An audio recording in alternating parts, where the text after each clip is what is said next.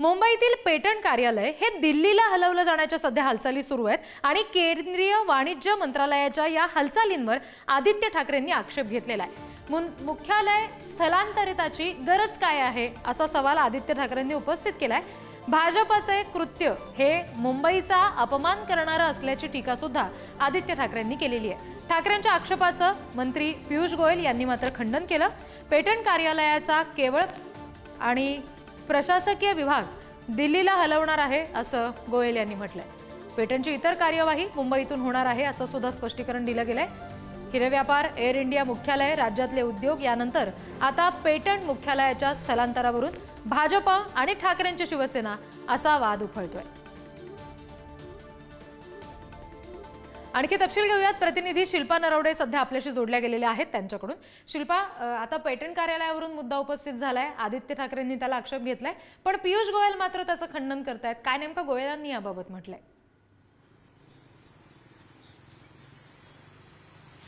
रिद्धी, आपण जर पाहिलं तर गेल्या काही दिवसांपासून जे विरोधक आहेत ते वारंवार टीका करत आहेत की महाराष्ट्राचे उद्योग हे बाहेर चाललेले आहेत आणि आता तर पेटंट कार्यालय हे दिल्लीला हलविण्याचं हालचालींना वेग सुरू झालेला असल्याचं पाहायला मिळत आहे। असं ट्विट देखील आदित्य ठाकरे यांनी केलेलं आहे। शिवसेनेचे नेते आदित्य ठाकरे यांनी हे ट्विट करत मुंबईतील हे पेटंट कार्यालय दिल्लीला नेणार असल्याच्या हालचालींना वेग सुरू झालेला असल्याचं त्यांचं म्हणणं आहे। अनेक आता यावरून वाद, आरोप, प्रत्यारोप देखील पाहायला मिळतील।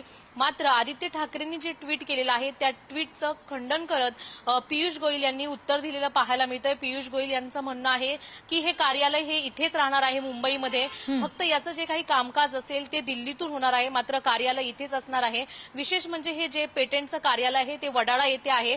यापूर्वी ते परळमध्ये होतं, मात्र आता सध्या ते वडाळा येथे आहे। इथून कामकाज सुरू होतं, मात्र आता जी चर्चा सुरू आहे की हे पेटंटचं कार्यालय दिल्लीला जाण्याच्या हालचालींना वेग आलाय। मात्र आता हे जे विरोधक आहेत ते वारंवार यावर टीका करताना आपल्याला पाहायला मिळतील। आदित्य ठाकरेंनी जे ट्विट केलं, मुंबईतून हे कार्यालय आता दिल्लीला जाण्याची शक्यता आहे किंवा मुंबईतून हे कार्यालय दिल्लीला गेल्यानंतर मुंबईचं जे महत्व आहे ते महत्व कमी करण्याचा प्रयत्न आपल्याला पाहायला मिळतोय असं देखील आदित्य ठाकरेंचं म्हणणं आहे। मात्र पियुष गोयल याला कुठेतरी पूर्णविराम देताना आपल्याला पाहायला मिळतात। रिद्धी, पियुष गोयल यांचं म्हणणं आहे की हे कार्यालय आहे त्याच जागेवर राहणार आहे, कार्यालय कुठेही जाणार नाही। मात्र जे काही ठाकरे आणि गोयल यांच्यामध्ये आता हे जी वादाची मालिका सुरू झालेली आहे ती नेमकं कशा पद्धतीने पुढे रूप घेते हे पाहावं लागेल। धन्यवाद दिलेल्या सगळ्या तपशिलांसाठी।